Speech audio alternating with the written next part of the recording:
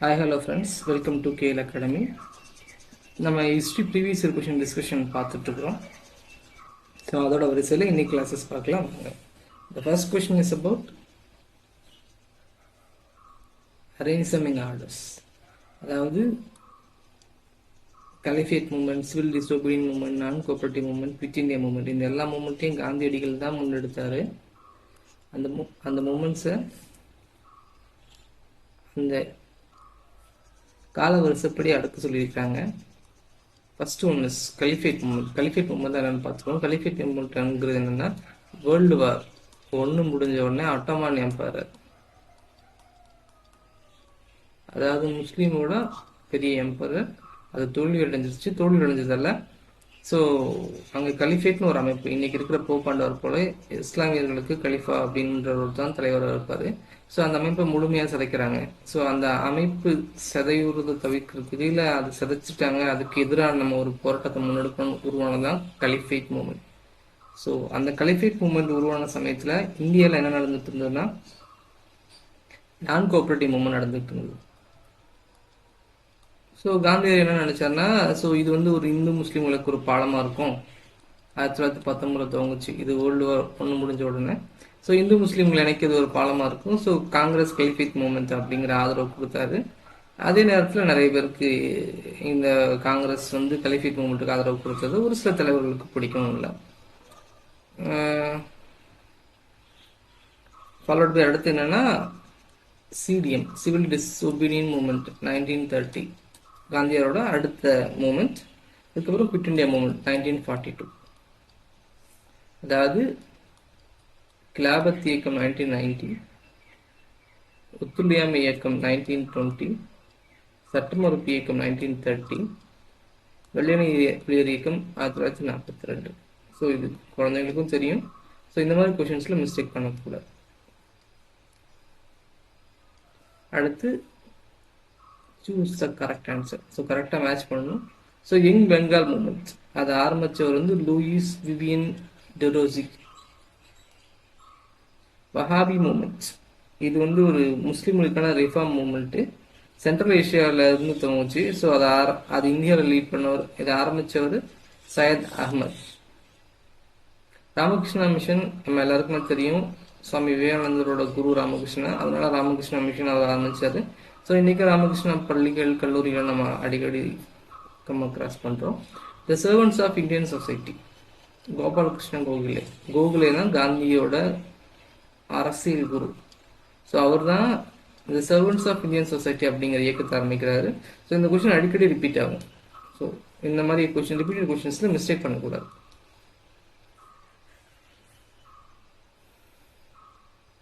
தப்பா எந்த எண்ணம் பொருத்தப்பட்டிருக்கு, முதல்ல எது சரின்னு பார்த்துருவோம். ருக்மணி தேவி அருண்டியல் அவங்க தான் கலாஷேத்ராவை ஆரம்பிக்கிறாங்க, ஆமா. ரவிசங்கர் சங்கீத நாட்டுகள் அகாடமி, ஆமா. எம்எஸ் சுப்புலட்சுமி அம்மாவுக்கு வந்து அவங்க ஒரு சிறந்த பாடகர், அவங்களுக்கு ரமான் மேக்ஸிஸ் அவார்டு கொடுக்குறாங்க, எஸ். ஜெய கிருஷ்ணமூர்த்தி பாரத் ரத்னா கிடையாது. ஜெய கிருஷ்ணமூர்த்தி அப்படிங்கிற வந்து அவர் வந்து ஒரு ஸ்பிரிச்சுவல் லீடரு.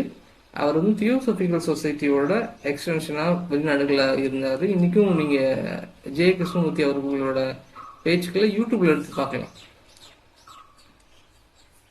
பாருங்க, ருக்மணி தேவி அருண்டியல் அம்மா கலாஷேத்ரா, ரவிசங்கர் சங்கீத நாட்டுகள் அகாடமி, எம்எஸ் சுப்புலட்சுமி ரமான் மேக்ஸிஸ். ஸோ இது மூணுமே கரெக்டு, இதுதான் தவறான இணை. இங்கே மதன் மோகன் மாளவியா அவர் தான் பனாரஸ் இந்து யூனிவர்சிட்டி ஆரம்பிக்கிறாரு. அலன் அக்கவின் ஹியூம் அவரோட ஆசீர்வாதத்தில் தான் இந்தியன் நேஷனல் காங்கிரஸ் ஆரம்பிக்கப்படுது. அன்னிபெசன்ட் அம்மையார் தான் இந்தியாவில் ஹோம் ரூல் மூமெண்ட் கொண்டு வராங்க. ஸோ அவங்க அயர்லாந்தை சார்ந்த பெண்மணி. ஸோ ஹோம் ரூல் மூமெண்ட்டோட சாராம்சம் என்னன்னா, பிரிட்டிஷார் தான் நமக்கு எல்லாருக்கும் மேலே இருப்பாங்க, ஆனால் அதுக்கு கீழே இந்தியாவை ஆட்சி செய்கிற எல்லா அரசியல் பொறுப்புகள்லையும் இந்தியர்கள் இருப்பாங்க. ஸோ அதாவது நம்மளோட அரசனா இல்லை அரசியாக வந்து பிரிட்டிஷ் கிரவுன் அவங்க இருப்பாங்க, அதுக்கு கீழே மக்களால் தேர்ந்தெடுக்கப்பட்ட அரசாங்கம் இருக்கும். ஸோ இதை தன்னாட்சி அமைப்பு அப்படி சொல்லுவாங்க. இது ஹோம் ரூல் மூமெண்ட்னு சொன்னாங்க. பின்னாட்களில் நேரு மாதிரியான தலைவர்கள் நமக்கு பூர்ண சுவராஜ் தான் முக்கியம் அப்படிங்கிறத கொண்டு வந்தாங்க. ஸோ அதுக்கு முன்னாடி இருந்த இயக்கம் இது ஒரு சில தலைவர்கள் வந்து இன்னும் சரியாக சொல்லணும்னா, அன்னிபெசன்ட் அம்மையாரும் திலக், பிஜி திலக் அவங்களும் நெருங்கிய நண்பர்கள். ஸோ ஹோம் ரூல் மூமெண்ட் 1916 ஆரம்பிக்கும் போது பாம்பே பிரசிடென்சியை திலக் அவர்களும் மெட்ராஸ் பிரசிடென்சி ரெஸ்ட் ஆஃப் இந்தியாவை அன்னிபெசன்ட் அம்மையாரும் பார்த்துக்கிட்டாங்க. ஸோ சுதந்திரம் அடைந்த பிறப்புரிமை அதை அடைந்தே தீர்வேன் அப்படின்னு சொல்லிட்டு இருந்த பிஜி திலக் பின்னாட்களில் நமக்கு ஹோம் ரூல் அதான் தன்னாட்சியே போதும் அப்படிங்கிற இடத்துல வந்து செட்டில் ஆயிட்டாரு. ஸோ அது நிறைய அரசியல் தலைவர்களுக்கு பிடிக்கல. பின்னாட்களில் நேரு தான், அவர் தான் முழுமையான சுதந்திரம் வேணும், பூர்ண சுவராஜ் வேணும் அப்படிங்கிறது தீர்மானமாக கொண்டு வந்திருப்பார். ஸோ இதெல்லாம் நம்ம அரசியல் மாற்றங்களோட படிநிலைகள். ஸோ அதை புரிஞ்சுக்க முயற்சி பண்ணுங்க. சுபாஷ் சந்திர போஸ் ஆசாத் இந்த் ஃபவுஸ். ஆசாத் இந்த் ஃபவுஸ் அப்படின்னா ஒன்றும் இல்லை, INC Indian national army. So Indian national army ஒன்று கன்ஸ்ட்ரக்ட் பண்ணார் இல்லைங்களா சிங்கப்பூரில், அந்த ஆர்மியோட ஹிந்தி வெர்ஷன் பேர் தான் இந்த் ஃபவுஸ்.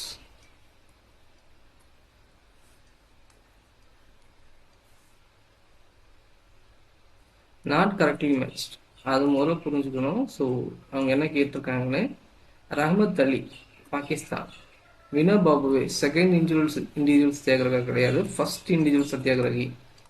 அதாவது காந்தியோட கொள்கைகளை பொதுமக்கள் இன்னும் தயாராகலை. ஸோ பொதுமக்கள்கிட்ட இந்த இயக்கங்கள், அதாவது சௌரி சௌரா மூமெண்ட் மாதிரியும் நடக்கும்போது ஸோ இதெல்லாம் வேண்டாம், அதாவது தேர்ந்தெடுக்கப்பட்ட சத்தியாகிரகிகள் மட்டும் போராட்டத்தில் ஈடுபட்டா போதும் அப்படின்னு காந்தியார் சொல்றாரு. ஸோ அதுல தேர்ந்தெடுக்கப்பட்ட முதல் சத்தியாகிரகி வந்து ஆச்சாரியா வினோபாவே. இவர் தான் பின்னாட்களில் பூமிதான மூவ்மெண்ட் நடத்தினவர், ஃபர்ஸ்ட் சத்தியாகிரகி. செகண்ட் சத்தியாகிரகி வந்து Nehru. Linlithgow August offer, Rajaji குலக்கல்வி திட்டம். அதாவது ஒவ்வொரு இனக்குழு மக்களுக்கும் ஒவ்வொரு தொழில் இருக்கு, அந்த தொழில அவங்களுக்கு சிறு வயதுலேருந்தே பயிற்சி கொடுக்கணும், குறிப்பாக பள்ளிக்கூடத்துலேருந்தே பயிற்சி கொடுக்கணும் அப்படிங்கிறது இந்த குலக்கல்வி திட்டத்தோட நோக்கம். அதாவது என்னன்னா hands and training for craftsmanship, சின்ன சின்ன தொழில் செய்யறதுக்கு அவங்களுக்கு அதுக்கான அடிப்படைகளை சொல்லித்தரணுச்சு, அதுவும் பள்ளி குழந்தைகளாக இருக்கும்போதே அப்படிங்கிறதான் இதோட சாராம்சம்.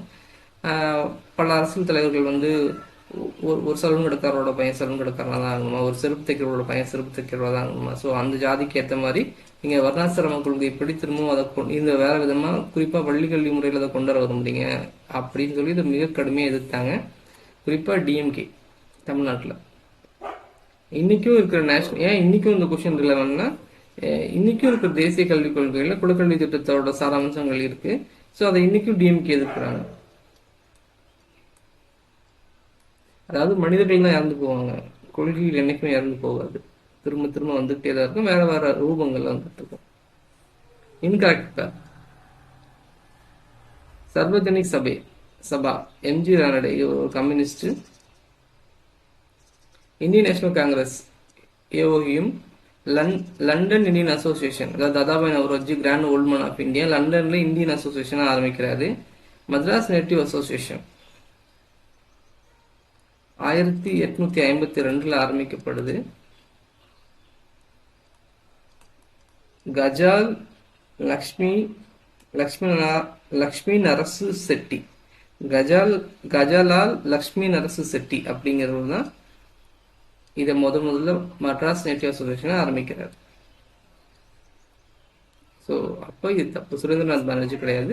ஸோ சுரேந்திரநாத் பானர்ஜி பெங்காலை சேர்ந்தவர், அவர் எப்படி மദ്രാஸ்ல இருந்து ஒரு நேட்டிவ் அசோசியேஷன் ஆரம்பிச்சிருப்பார்? சிம்பிள், பானர்ஜி அப்படிங்கிற பேரை வச்சு கூட இந்த கொஸ்டினை நம்ம முடிச்சிருக்கலாம். Who was the first woman president? அதாவது முதல் woman president வந்து அன்னி பெசன்ட். அவங்க ஒரு ஃபார்மரும் கூட. சரியான வச்சு பொறுத்துக்க. So Dandi March 1930.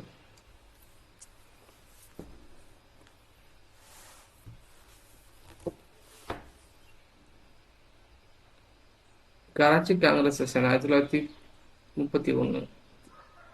Third round table conference 1932. லாகூர் காங்கிரஸ் செஷன் 1929.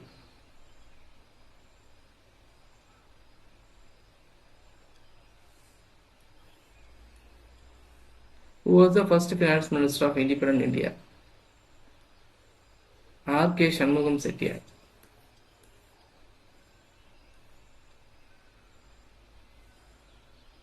கால அடிப்படையில் வரிசைப்படுத்தணும்.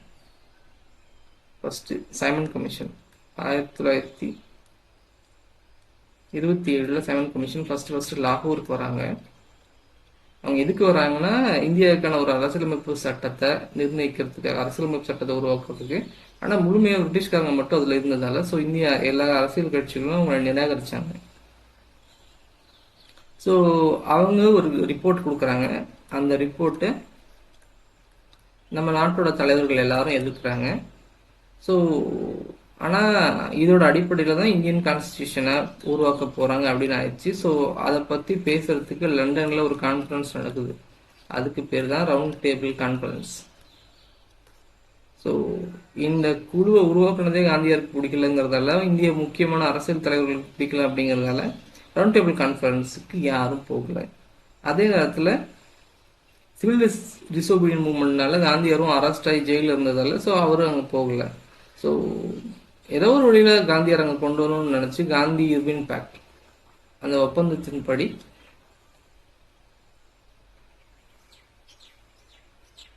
காந்தியாரை விடுதலை செய்கிறாங்க. காந்தியார் வந்து ஒரு நிமிஷம்,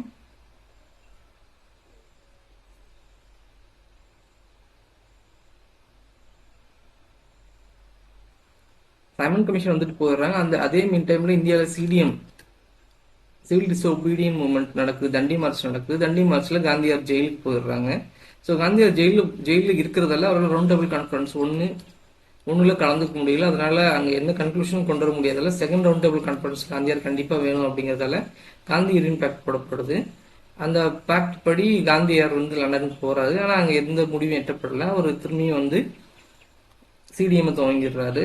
ஸோ அதுக்கப்புறம் தான் தேர்ட் ரவுண்ட் டேபிள் கான்ஃபரன்ஸ் 1932 நடக்குது. சைமன் கமிஷன் இந்தியாவுக்கு வர்றாங்க. அடுத்து தண்டி மார்ச், காந்தி ஜெயிலுக்கு போறாரு. அப்புறம் காந்தி ஜெயிலிருந்து வெளியே கொண்டு வந்து இர்வின் ஒப்பந்தமாகுது. அப்புறம் மூணாவது ரெட்ட மேஜை மாநாடு நடக்குது.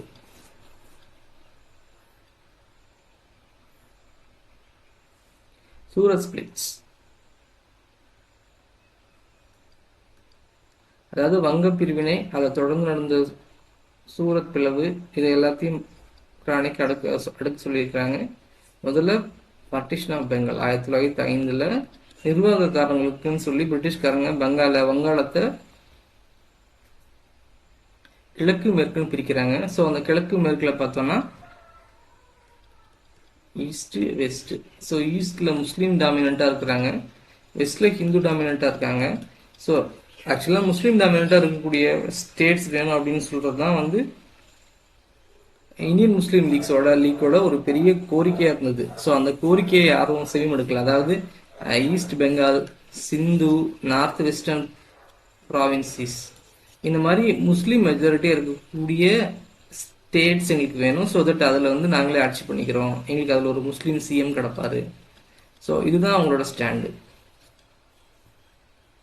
இதை யாரும் காது கொடுத்து கேட்கல அப்படிங்கிறதால தான் இந்தியா பாகிஸ்தான் பிரிவினையே ஏற்பட்டுச்சு. So we coming back to partition of Bengal. So partition of Bengal நடந்ததுக்கு அப்புறம் ஸோ அங்கே ஐஎன்சியில் நிறைய குழப்பம். ஸோ பார்ட்டிஷன் ஆஃப் பெங்கால் நடந்த உடனே சுதேசி மூவ்மெண்ட்டை லான்ச் பண்ணுறாங்க. சுதேசி மூவ்மெண்ட் வந்து என்னன்னா, சுதேசி மூவ்மெண்ட்டை இந்தியா, அதாவது பெங்காலில் இந்த பிரச்சனை பெங்காலுக்குள்ள மட்டும் வச்சுக்குவோம்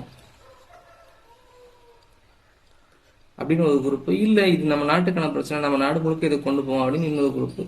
ஸோ இங்கே தான் பிரச்சனை கிடைக்குது. ஸோ இந்த பிரச்சனையோட நீட்சியா சூரத்தில் காங்கிரஸ் ரெண்டாவோட இது.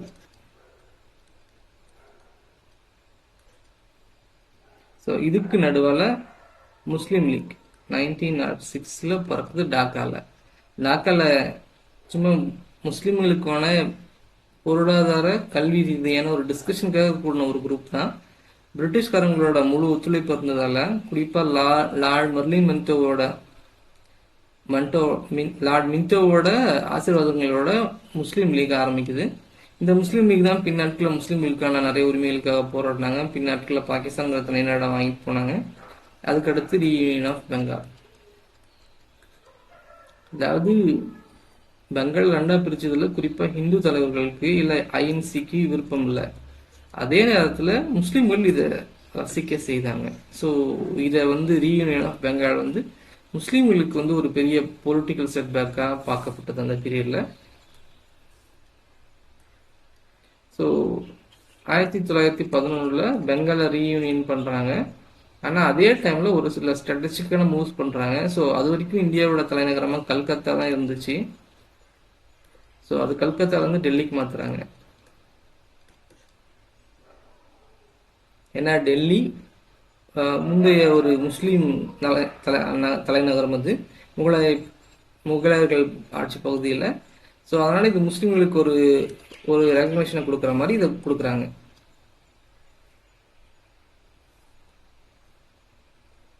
Correctly matched.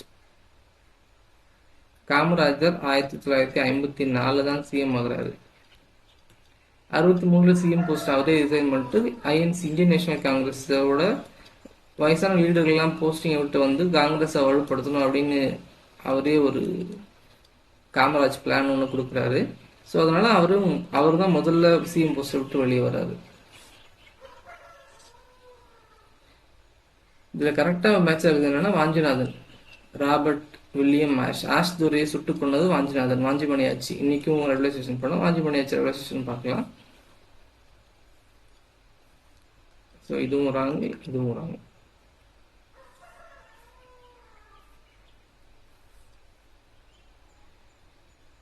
Who laid the foundation of Cancer Institute of Adyar? Jawaharlal Nehru. இன்னைக்கும் அடையார் கேன்சர் இன்ஸ்டியூட் ரொம்ப ஃபேமஸ்.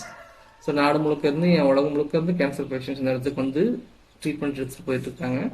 ஸோ ஜாலியன் வாலாபாக் அம்ரிஸ்டர். ஸோ ஜாலியன் வாலாபாக் படுகொலை நம்ம எல்லாருக்கும் தெரிஞ்சிருக்கோம். அமைதியாக நம்ம மக்களோட உரிமைக்காக சேர்ந்த ஒரு கூட்டத்தை துப்பாக்கி கொண்டு கொண்டாங்க. ஜெனரல் டயர் அப்படிங்கிற ஒரு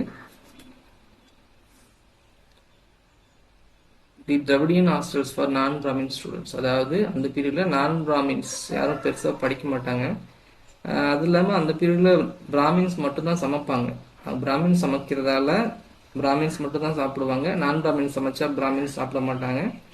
அதே போல் நான் பிராமின்ஸ்க்கு ஒரு தங்குற இடம் இருக்காது, சாப்பிட இடம் இருக்காது. ஸோ இதெல்லாம் பிரச்சனைகளாக இருந்துச்சு. ஸோ இந்த பிரச்சனை இன்னைக்கும் கூட முடியலன்னே சொல்லலாம். ஸோ இது நான் பிராமின் டு பிராமின் வந்து மேல் ஃபீமேல் அப்படிங்கிற அளவுக்கு டிமினிஷன் இறங்கி வந்துருச்சு. ஸோ இன்னைக்கு தமிழ்நாடு கவர்மெண்ட் என்ன பண்ணியிருக்காங்கன்னா, பெண்களுக்கு தனியாக தங்குறதுக்கான வீடுகள் அமைச்சு கொடுக்குறாங்க. ஏன்னா அவங்க வெளியே பெண்கள் தனியாக படிக்க போகிறதோ வேலைக்கு போகிற சமயத்தில் அவங்களுக்கு ஒழுங்காக தங்குற இடம் சாப்பிட்ற இடம் கிடைக்கிறதில்ல. ஸோ இந்த மாதிரியான ஹாஸ்டல்ஸ் இன்னைக்குமே ரெலவெண்ட் அப்படிங்கிறத நம்ம புரிஞ்சுக்கணும். ஸோ அதை முதல்ல ஆரம்பிச்சவர் Natesh Mudaliar.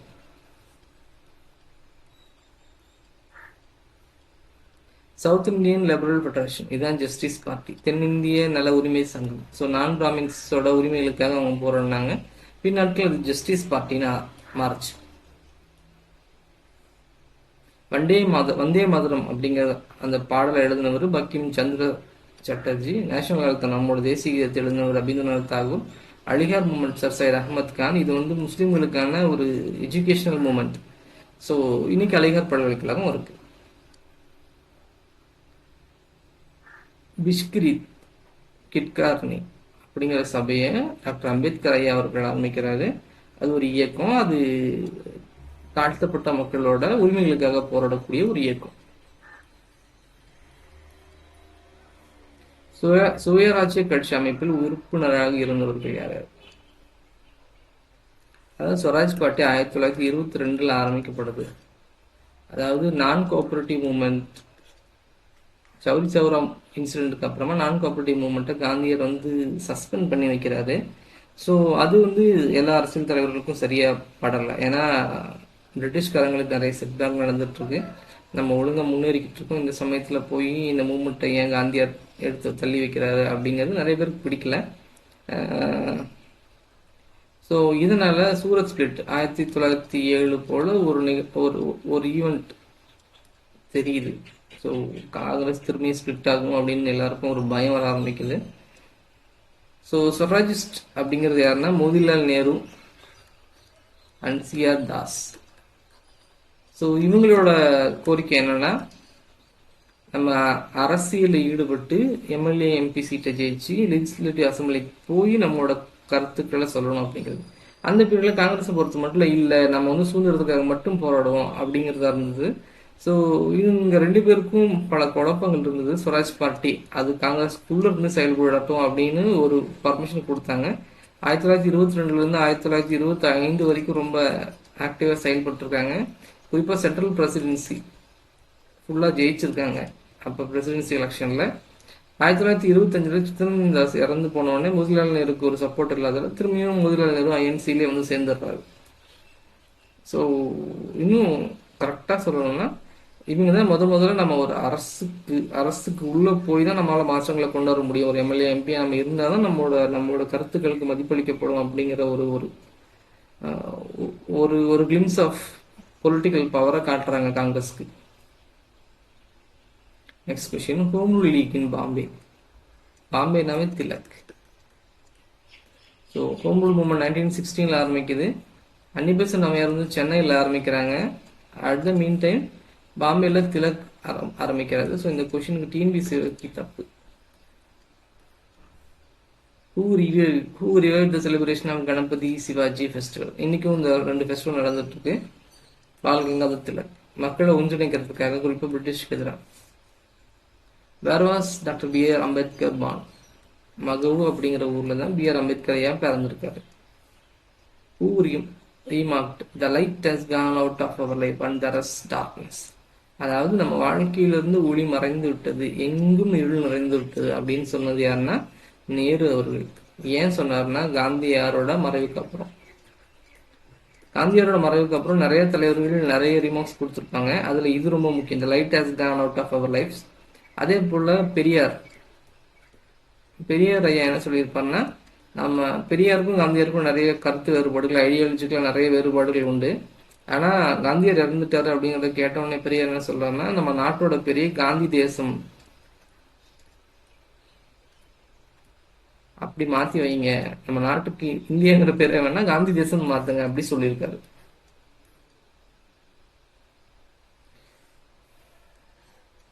First session of Indian National Congress, அதாவது மும்பையில் நடைபெற்ற இந்திய தேசிய காங்கிரஸோட முதல் கூட்டத்துக்கு WC பானர்ஜி அவர்கள் தலைமை தாங்கியிருக்காரு. 2வது கூட்டம் கல்கத்தாவில் நடந்திருக்கு. அந்த கூட்டத்துக்கு தாதாபாய் நவ்ரோஜி அவர்கள் தலைமை தாங்கினாரு. அடுத்த ஆப்ஷன்ல பார்ப்போம். அதாவது 2வது கூட்டம்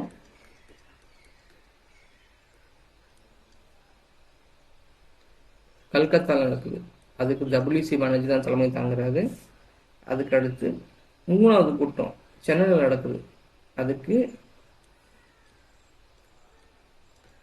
சையத் பக்ருதீன் தியாப்ஜி தான் தலைமை ஏற்கிறாரு. 4வது கூட்டம் இவர் முதல்ல ஒரு பிரிட்டிஷ்காரர் ஆங்கிலேயர் இதுக்கு தலைமை தாங்குறாரு. அலகாபாத்தில் நடக்குது. 5வது கூட்டம் வில்லியம் பீடர்பர்ன் திரும்ப பாம்பேயில் நடக்குது. ஸோ பாருங்க, தாதாபாய் நவ்ரோஜி, சையத் பக்ருதீன் தியாப்ஜி, ஜார்ஜியூல், வில்லியம் வெட்டர்பர்ன். அதாவது முதல்ல 5 INC அணிய காங்கிரஸோட தலைவர்கள் யாரு, எங்க நடந்தது அப்படின்னு தெரிஞ்சு வச்சுக்கிறது நல்லது. ஸோ இதான் அந்த பொறுத்துகள். த அனுல்மெண்ட் ஆஃப் பார்ட்டிஷன் ஆஃப் பெங்கால். அனுல்மெண்ட்னா என்னன்னா ரத்து செய்யறது. அதை ரத்து செஞ்சவர் யாருன்னா லார்ட் ஹார்ட்ரிங் ஒரு மிக சிறப்பான ஒரு முடிவு அந்த பீரியட்ல எடுத்திருக்காரு. ஸோ பெங்கால் வந்து east Bengal and west Bengal. ஆனால் ஆக்சுவலாக அது வந்து நிர்வாக ரீதியாக சரியான முடிவு தான் நான் சொல்லுவேன். ஸோ இன்னைக்கு வெஸ்ட் பெங்கால் இந்தியாவோட one of state, east Bengal இன்னைக்கு பங்களாதேஷுங்கிற ஒரு நாடு. ஸோ இதை அழிச்சாங்க. இதை அழிச்சிட்டு திரும்பியும் பெங்கால் ஒன்றா சேர்த்தாங்க. ஆனால் நிலைக்கல. பின்னாட்கள் இந்தியா சுதந்திரம் தனித்தனியாக தான் பிரிஞ்சு போச்சு.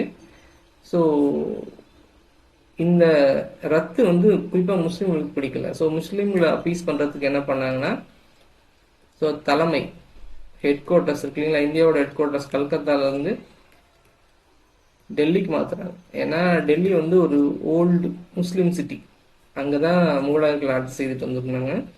ஸோ அதனால முஸ்லீம்களை அப்பீஸ் பண்ணுறதுக்காக வேண்டி தலைநகரத்தை டெல்லிக்கு மாற்றுறாரு. ஸோ இது மிகச்சிறந்த ஒரு முடிவாக பின்னாட்டில் இருந்தது. ஸோ நம்ம இன்னைக்குமே டெல்லி தான் நம்ம தலைநகரமாக வச்சிருக்கோம். ரைஸ் ஆஃப் எக்ஸ்ட்ரீமிசம், அதாவது பார்ட்டிஷன் ஆஃப் பெங்காலுக்கு அப்புறம் தான் மக்களுக்கு, அதாவது பெங்கால் பார்ட்டிஷன் முன்னெல்லாம் 1885ல காங்கிரஸுங்கிற ஒரு இயக்கம் துவங்குது. அதுலேருந்து 1905 வரைக்கும் பெட்டிஷன்ஸ் தான் போட்டுக்கிட்டு இருக்கிறாங்க. ஸோ பிரிட்டிஷ்காரங்களுக்கு கெஞ்சிட்டு தான் இருக்கிறாங்க, எங்களுக்கு அதை கொடுங்க, இதை கொடுங்க, இதை கொடுத்தா நல்லா இருக்குமே. அப்படி 1905லேருந்து 1920ஸ்குள்ள தான் நம்ம எவ்வளோ நாள் தான் கெஞ்சிட்டு இருக்குது, நம்மளோட உரிமை இல்லையா அப்படின்னு பேசுகிறாங்க. ஸோ இப்போ தான் எக்ஸ்ட்ரீமிசம் ரைஸ் ஆகுது. ஸோ இதுக்கப்புறம் ஏன் டவுன் ஆகுதுன்னா காந்தியார் வராது. காந்தியோட காந்தியோட அகிம்சை ஒரு சைக்கிள் தான். அமைதி, ஆரவாரம், திரும்ப அமைதி. Which of the following movements began with Dandi March? அதாவது தண்டி மார்ச் சிவில் டிசோபீடியன் மூமெண்ட், அதாவது சட்டத்தை மறுத்து சட்டத்துக்கு எதிராக நாங்கள் செயல்படுவோம், ஏன்னா நீங்கள் எங்களோட அரசாங்கம் கிடையாது, ஸோ எங்களுக்கான அரசாங்கம் நீங்கள் கிடையாது, நீங்கள் போடுற சட்டங்களை கட்டுப்படுத்தாது. ஸோ மக்கள் பயன்படுத்தக்கூடிய உப்பு, அதில் வந்து காந்தியடிகள் இதை நம்ம துவங்குவோம்னு சொல்லி அந்த உப்பு சத்தியாகிரகத்தை ஆரம்பிக்கிறாரு. அதுதான் தண்டி மார்ச். ராங் ஸ்டேட்மெண்ட் பாருங்க. சுபாஷ் சந்திர போஸ் ஐசிஎஸ் எக்ஸாமில் குவாலிஃபை ஆயிருக்காரு, ஆனாரு. சுபாஷ் Chandra Bose was elected president of Congress for 2 consecutive terms. Yes. சுபாஷ் Chandra Bose cooperated with C.R. Das. C.R. Das is Subhash Chandra Bose's political guru. Subhash Chandra Bose supported the decision of Congress to participate in the Round Table Conference. So round table conference 1930s நடக்குது. So அப்போ சுபாஷ் சந்திர போஸ் ரொம்ப சின்ன தலைவர் தான், அவர் அதை சப்போர்ட்டும் பண்ணல. குறிப்பாக ஐஎன்சியில் லீடர்ஸ் யாருமே இந்தியன் காங்கிரஸ் வந்து ரவுண்ட் டேபிளுக்கு போகணும், ரவுண்ட் டேபிளில் போய் பங்கெடுத்துக்கணும்னு யாருமே விரும்பலை. தமிழ்நாட்டிலேருந்து பார்த்தோம்னா justice party round table conference ஆகட்டும், அது போல் சைமன் கமிஷனையும் ஆதரிச்சாங்க. ஸோ சுபாஷ் சந்திர போஸ் நிச்சயமாக அதை ஆதரிக்கல. So this is the answer. Kakori conspiracy. Kakori அப்படின்னா ஒரு திருட்டு, ஒரு ரயில் திருட்டு. அந்த ரயிலில் என்ன போயிட்டு இருந்ததுன்னா இந்திய மக்களோட டாக்ஸ் மணி. ஸோ நீங்களே எங்கள் அரசாங்கம் போது இந்த பணம் எங்களோட தான் அப்படின்னு அதை திருடினாங்க. ஸோ அவங்க யாருன்னா ராம் பிரசாத் பிஸ்மில், அஸ்பகுல்லா, அவங்க 2 பேரும் லக்னோவில் அந்த ட்ரெயின் கிராஷ் ஆகிற சமயத்தில் அந்த ட்ரெயினை நிறுத்தி அதில் ட்ரெயின் ராபரி. சரியான குறியீடுகளை தேர்ந்தெடுக்கணும். கூற்று காரணம். மௌலானா ஆசாத் மற்றும் டாக்டர் அன்சாரி ஆகியோர்களின் தலைமையிலான தேசிய முஸ்லீம்கள் நேரு அறிக்கைக்கு முழுமானதாக ஆதரவளித்தனர்.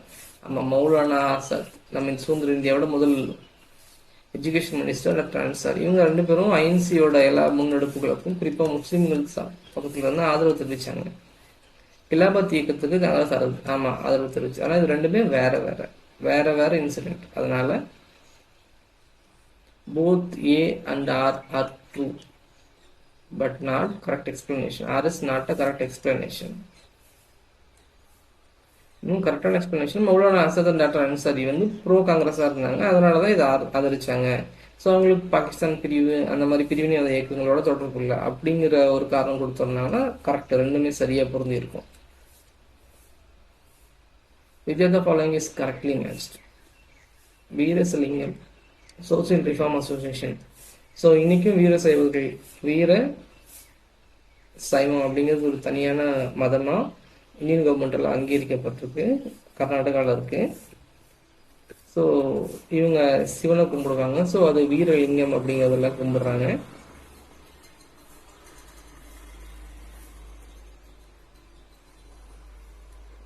தவறான ஒன்று. Nehru was the vice president of interim government. Yes. Revel Plan 1945. Yes. Indian National Army 1943. Yes. Simon Commission first landed in 1928 Gujarat. 1928ல தான் லேண்ட் ஆகுறாங்க. ஆனால் ஃபர்ஸ்ட் வந்து லாகூர்.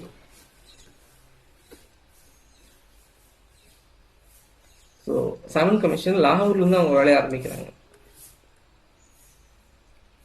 During the national movement, when Arvindo was arrested in Alipur conspiracy case, which of the following lawyer defended him? C.R. Das. அவர் தான் Alipur conspiracy கேஸில் Aravind கோசரை defend பண்ணுறாரு. So இந்த case கொஞ்சம் சாதகமாக இல்லைங்கிற ஒன்று அரவிந்த் கோசர் பாண்டிச்சேரிக்கு வந்துடுறாரு. ஸோ அந்த சமயத்தில் அரவிந்தர் தமிழ் அரசியல் தலைவர் கூட ரொம்ப நெருக்கம் கட்டுறாரு, குறிப்பாக பாரதியார் கூட. ஏன்னா அவரும் இந்த மாதிரி ஒரு கேஸில் தான் பாண்டிச்சேரியில் போய் பதுங்கியிருக்காரு. ஸோ அப்போ பாண்டிச்சேரியில் பிரெஞ்சு கவர்மெண்ட் இருந்தது. Which of the following act lead to the beginning of representative institution and legislative devolution? அதாவது இந்தியாவில் சட்டம் இயற்றும் அதிகாரம் மாற்றதும் எப்போ இருந்து ஆரம்பிக்குதுன்னா இந்தியன் கவுன்சில் ஆஃப் ஆக்ட் 1861 இருந்து தான் இந்தியர்களை சட்டம் இயற்றதுக்கு கொஞ்சம் கொஞ்சமாக பிரிட்டிஷ்காரங்க உள்ள சேர்த்துக்கிறாங்க. கரெக்டாக பார்த்தோன்னா 1885 ஐஎன்சி ஆரம்பிக்குது. ஸோ ஐஎன்சி வந்து ஒரு சேஃப்டி வால் தியரின்னு சொல்லுவாங்க. ஸோ உங்களுக்கு என்ன பிரச்சனைங்கிறத சொல்லுங்கள், நாங்கள் கேட்குறோம். ஏன்னா 1857 மாதிரி ஒரு பெரிய ரிவால்ட் திரும்ப வந்துடக்கூடாதுங்கிறதுல அவங்க ரொம்ப குறிப்பாக இருந்தாங்க. ஸோ அதனால 1861 இந்தியர்களை கொஞ்சம் கொஞ்சமாக அந்த சட்டத்தில் ஈற்றதில் சேர்த்துக்க ஆரம்பிக்கிறாங்க. வெள்ளையனை வெறியோர் இயக்கத்தை பற்றி காந்தியார் என்ன சொல்றாங்க? ஸோ இந்தியாவில் ஆங்கிலேயர்கள் இருக்குது ஜப்பானை இந்தியா மீது படையெடுத்து வருமாறு அழைப்பது போன்றதாகவும் அவர்கள் வாபஸ் பெற்று சென்றால் இந்த அழைப்பு தேவையற்றுக்கும். அதாவது இந்தியாவில இருந்து பிரிட்டிஷ்காரங்களை விரட்டணும், அப்படி இல்லைன்னா பிரிட்டிஷ்காரங்களை மோப்பம் பிடிச்சி ஜப்பான்காரங்க இந்தியாவுக்குள்ள வருவாங்க. ஸோ அதாவது ஹிஸ்ட்ரி படிச்சவங்கலாம் இருந்தால் தெரிஞ்சுக்குவாங்க. So among all colonial power British conservative school தப்பா நினச்சிக்கோங்களா. ஸோ ஏன்னா அவங்களோட காலனிஸை கொஞ்சம் மரியாதை நடத்துனதுல பிரிட்டிஷ்காரங்களுக்கு தான் முதலிடம் உண்டு எப்பவுமே. ஏன்னா ஸ்பானிஷ்காரங்களாம் போகும்போது அவங்க மொத்த நாட்டையே அடிமைகளாக்கி அடிமை வியாபாரம் செய்துட்டு இருக்கிறாங்க, அந்த மொத்த இனக்குழுவை அழிச்சிருக்கிறாங்க. ஸோ இது வந்து தென் அமெரிக்க கண்டத்தோட ஹிஸ்டரி படிச்சுன்னா தெரிஞ்சுக்கலாம். ஜப்பான் ஆர்மி, ஜப்பானும் one of imperial army. So Japan army எங்கெல்லாம் போச்சோ அங்கெல்லாம் பெண்களுக்கு எதிரான வன்கொடுமைகள், கற்பழிப்பு, ஒரு ரொம்ப மோசமான நடத்தைகள், குறிப்பாக சைனால, கொரியால இன்றைக்குமே ஜப்பான் ஆர்மியோட அட்ராசிட்டிஸை இன்னைக்குமே கண்டெம் பண்ணிட்டு இருக்காங்க. ஸோ கம்ஃபர்ட் உமன்ஸ் இந்த மாதிரி சில கீவேர்ட்ஸ் உண்டு. ஸோ ஜப்பானீஸ் ஆர்மியை பற்றி தெரிஞ்சவங்க யாருமே ஜப்பான்ல இந்தியாவுக்குள்ள கூட்டணும்னு நினச்சிருக்க மாட்டாங்க. ஸோ ஆனால் இது பற்றியெல்லாம் யோசிக்காம நேதாஜி அவர்கள் ஜப்பான் ஆர்மி இந்தியாவுக்குள்ள கூட்டணும் அப்படின்னு நினச்சி 1943 அதாவது வேர்ல்டு வார் 2 பீரியடில் அங்கே போய் அவங்கள ரெக்வஸ்ட் பண்ணாரு. ஸோ அவங்க கொஞ்சம் ஃபோர்ஸ் எல்லாம் கொடுத்து இந்தியன் நேஷனல் ஆர்மியை பில்ட் பண்ணி கொண்டு வந்தார். ஆனால் காந்தியார் நினச்சது என்னன்னா ஜப்பான் இந்தியாவுக்குள்ள வந்துச்சுன்னா ஸோ இந்தியாவில் இருக்கக்கூடிய மக்களுக்கு, பெண்களுக்கு, ஏன் யாருக்குமே பாதுகாப்பு இருக்காதுன்னு அவர் நினைச்சார். ஒரு ஸ்டூடெண்ட் ஆஃப் ஹிஸ்டரியா நான் சொல்றேன், ஜப்பான் பத்தி காந்தியார் நினைச்சதுதான் சரி. பிஜி அவர் தான் இந்தியன் ஹோம் ரூல் மூவ்மெண்ட் ஆரம்பிக்கிறார். ராஜா ராம் மோகன் Roy, Brahmo Samaj, C R Das, Swaraj party, Gopal Krishna Gokhale, servant of Indian society. இன்னைக்கு கொஸ்டின்ல பார்த்தீங்கன்னா 3 வாட்டி வரப்போகுது, இது 2வது time. Tilak become the editor of Vande Mataram. இல்ல, strong. He severely criticized Christianity and Islam. Yes. அதனாலதான் கணபதி அண்ட் சிவாஜி அவங்களுக்கெல்லாம் ஃபெஸ்டிவல் எடுத்தது. ஸோ இன்னைக்குமே கிறிஸ்டியானிட்டியை பார்க்கறதுக்கான ஒரு உபாயமா அது இருந்துகிட்டு இருக்கு. ஓகே ஸ்டூடெண்ட்ஸ், நம்ம நெக்ஸ்ட் கிளாஸ்ல இதோட கண்டினியூஷன் பார்க்கலாம். Best wishes. தேங்க்யூ.